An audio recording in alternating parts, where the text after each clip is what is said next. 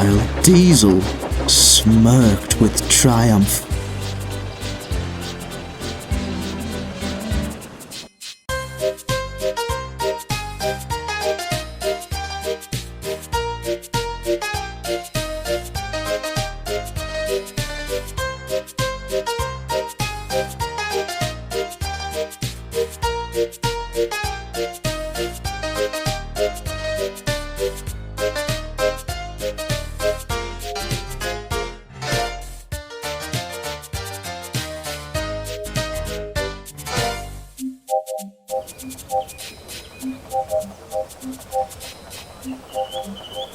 The yards were busier than ever. Diesel had to manage alone after his scheme to rid of Doc the Great Western engine succeeded. The work was tough, and Diesel tried his best, but he soon found that he could only do so much on his own. A new post service was being run. Every night, just after sundown, Henry would take letters across every station and deliver them to their recipients. Along with his other work, Diesel had to arrange the long line of mail vans, which proved a challenge to him. "Took you long enough already?" harumphed Henry one night. "I almost had begun to think you had succumbed to those nasty fumes you sputter. At least Duck was innocent of that." And he flounced away indignantly. Diesel was furious. He wanted to pay Henry out as well, so he began thinking about ways he could do it.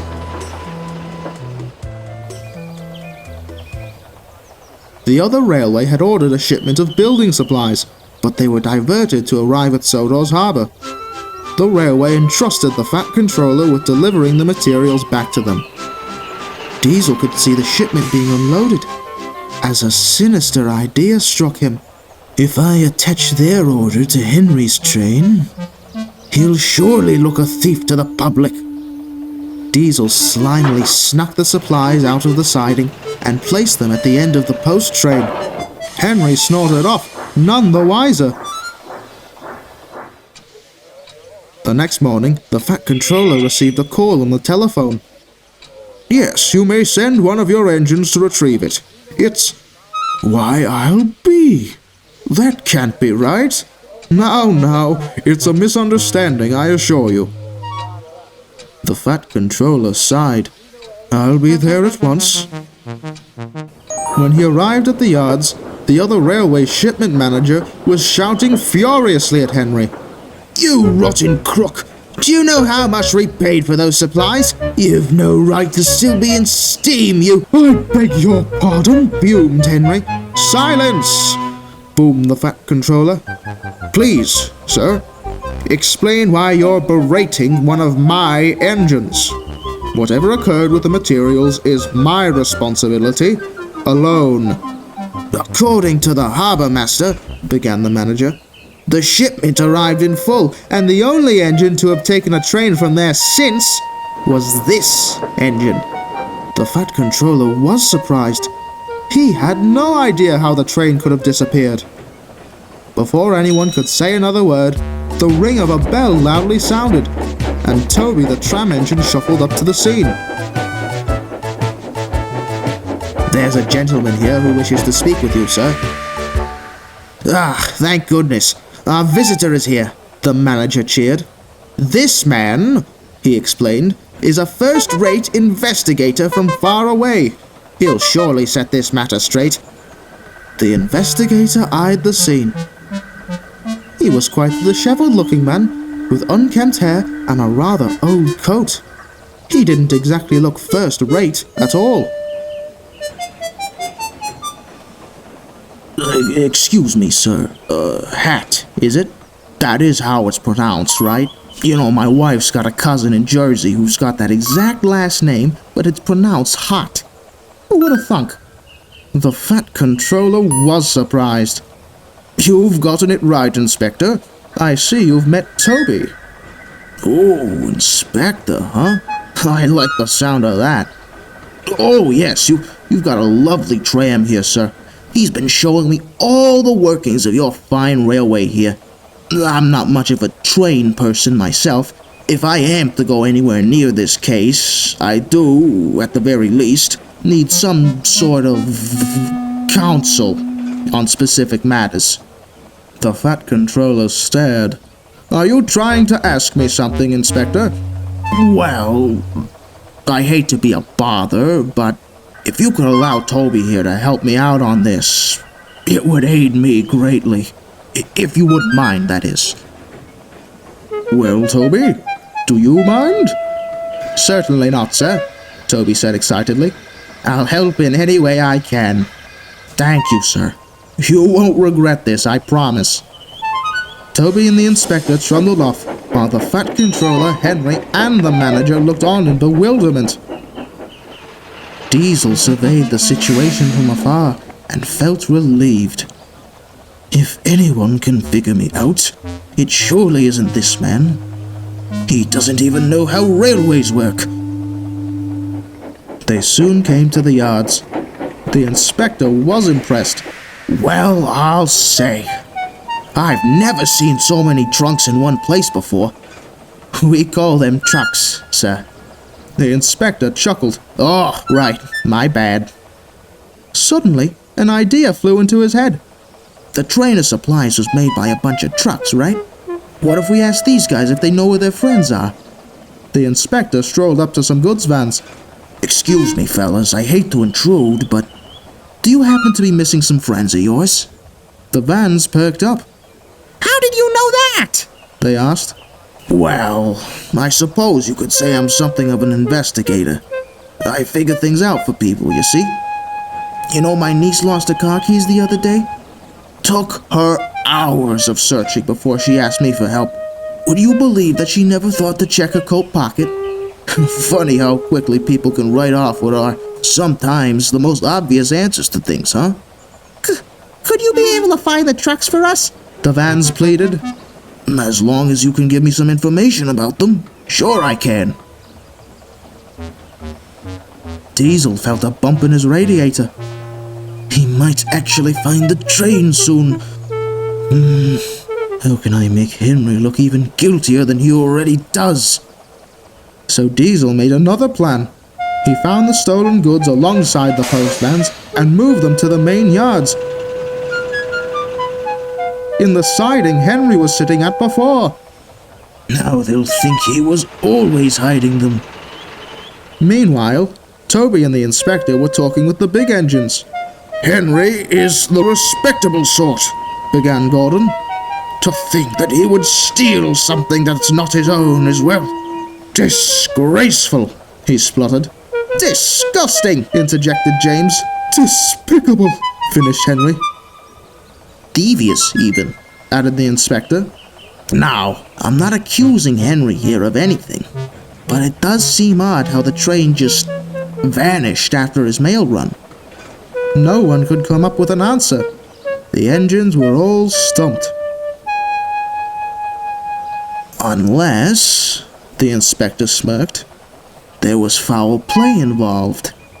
Could any of you think of someone capable of that? The big engines looked at one another. Henry wanted to give an accusation, but right before he had the chance, the shipment manager ran up. They've found my order, he shouted. It's been in the yards this whole time. Well, that's odd, the inspector thought. Toby and I were in the yards all afternoon and didn't see a glimpse of them. Well, Diesel went and found them anyways. The manager scurried away as the inspector looked at the three engines knowingly. I've got a feeling as to what's going on here, and it's my belief that so do you. If you want to set this right, you'll have to follow my lead. Got it? The big engines agreed as the inspector hopped on Toby and made his way to the yards. The shipment manager was huffing up a storm as the Fat Controller stared on in worry. There was the full order of goods sitting in Henry's siding. And you're sure you saw it right here? The manager exclaimed. Well, obviously it was a tad further back, but yes, sneered Diesel. How much further back exactly, if you don't mind me asking? The inspector revealed himself to Diesel's shock. Just beyond the post, he spluttered out of instinct. Oh, all right then. Toby, if you could, please. Toby smirked, then shunted the supplies behind the post vans. Now, gentlemen, none of us would be able to dictate the identity of the stolen goods from this position, and I venture that an engine would have an even tougher time deciphering them, no? Diesel here would have no way of knowing the parts were in this siding. Unless he placed them there himself. The Fat Controller perked up, whilst the manager spluttered. "We have found our supplies, investigator. Your input is no longer needed in this matter." "One moment, sir," the Fat Controller pondered. "Let the man finish." "No, I will not!" shouted the manager. "This man has no more importance to us here, and I will not stand for this badgering. Diesel is a good engine, and I am sure this is all a huge misunderstanding." All right, jeered the inspector. "I'm gone. Don't you worry, sir." He turned his heel as Diesel and the manager breathed a sigh of relief.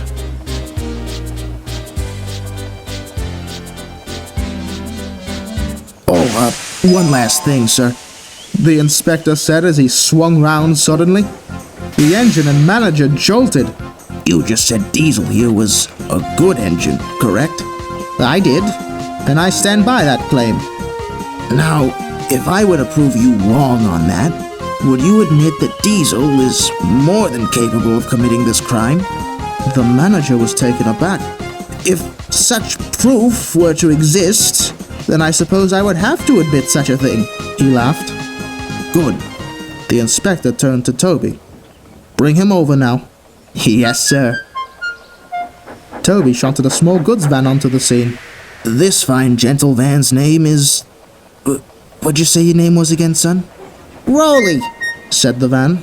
"Rolly here would like to speak on a previous exploit performed by your prestigious diesel engine." Diesel sighed in relief. "I haven't seen this individual before. It isn't a shunter's job to acquaint themselves with every piece of rolling stock they encounter, you know." The inspector scratched his head. "Oh, I see. Well, I suppose that does make some sense." He turned back to Toby. "Let's bring in the next one and see if you recognize him." Another van was pushed into view.